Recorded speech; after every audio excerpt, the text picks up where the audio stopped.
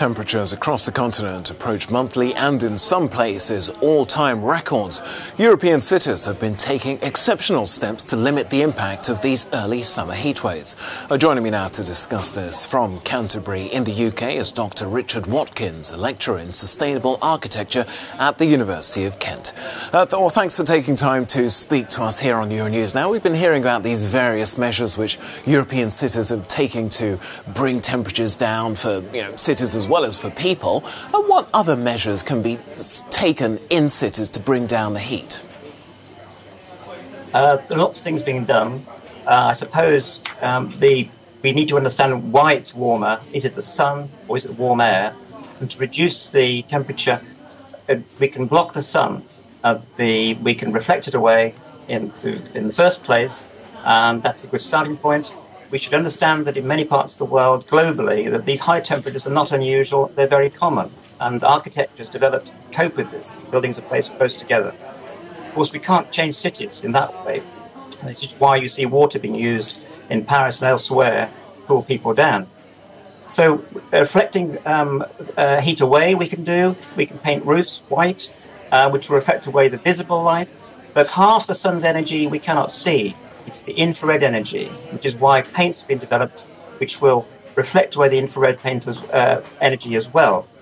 And so those are more expensive, but those can be applied most easily on rooftops because it's much cheaper. With existing buildings, we can also do that there.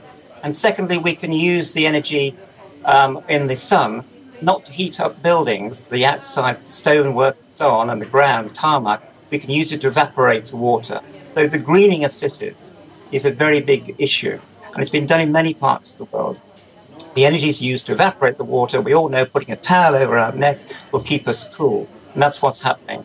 We need to do this on a large scale, and it is being experimented with in many places, but in many other places, it's not a requirement.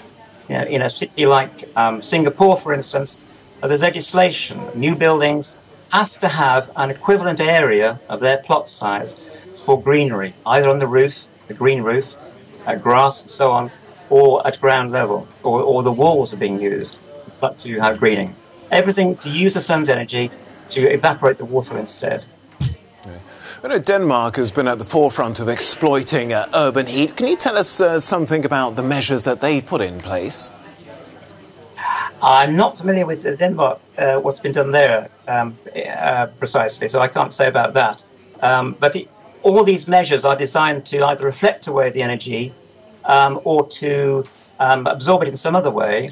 Or the big thing is shading, which in cities in the temperate zone that we're in, the northern temperate regions, we're just not used to these high temperatures, and the architecture and the buildings being wide apart, not close together, is just, we can't change that.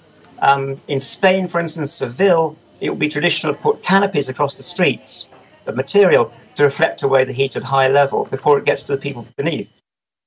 Trees in streets, for instance, if you think of a very good example would be in Iran, in Tehran, in the main street, walking down there, these streets have water running down the sides and very tall trees to shade people from the intense radiation, and the sun is very high in the sky.